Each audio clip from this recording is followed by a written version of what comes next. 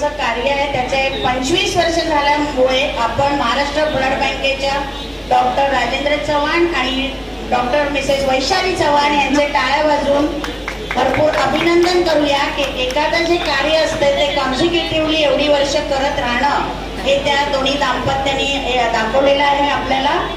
आणि रक्तदान म्हटलं तर आज जेव्हा आपल्या घरी एखादा पेशंट असतो आणि त्यावेळेला जेव्हा रक्त किंवा प्लाझ्मा आपल्याला लागतो आणि त्यावेळेला जेव्हा आपण फोन करतो आणि आम्हाला बॉटल द्या म्हणून, रक्ताची बाटली द्या म्हणून आपण शोधत असतो, त्यावेळेला आपल्या लक्षात येतं की आपण आयुष्यात कधीतरी रक्तदान केलं का नाही केलं। आणि म्हणून ज्या दानाला कसली किंमत पैसा लागत नाही असं हे दान आहे रक्तदान। आणि डॉक्टर चव्हाणांबद्दल तर सांगायचं तर वैशालीने खांद्याला खांदा लावून त्यांच्या सामाजिक कार्यात कायम मदत केलेली आहे। थॅलेसेमियाचा जो फ्री थॅलेसेमियाच्या पेशंटला जे फ्री त्यांनी जे तिथे सेंटर सुरू केलंय कांता हॉस्पिटलमध्ये, ते पण सक्सेसफुली चालू आहे।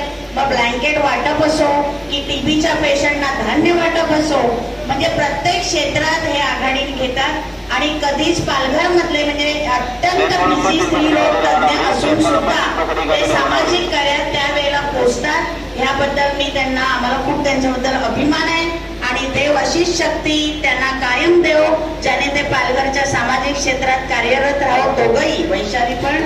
आणि आपल्याला तर माहिती आहे वैशाली ॲनिमल लवर आहे आणि आपल्या इथे कुठेही साप कोबरा काही आलं तरी आपण पहिलं वैशालीला फोन करतो आणि ती त्याची अरेंजमेंट करून, किंवा कोणतंही अगदी छोटूसा पिल्लू असो डॉगीचं तरी त्याला काही प्रॉब्लेम असला आम्ही स्वतः पण वैशालीला फोन करतो, वैशाली आज असा प्रॉब्लेम आहे, स्ट्रे डॉग आहे, काय करायचं, तर ती आम्हाला हेल्प करते।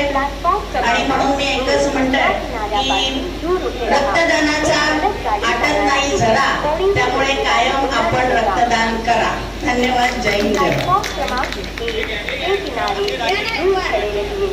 एक तेज गाड़ी जाने वाली है, कोई यात्री रेलवे लाइन पार न करे। Keep away from the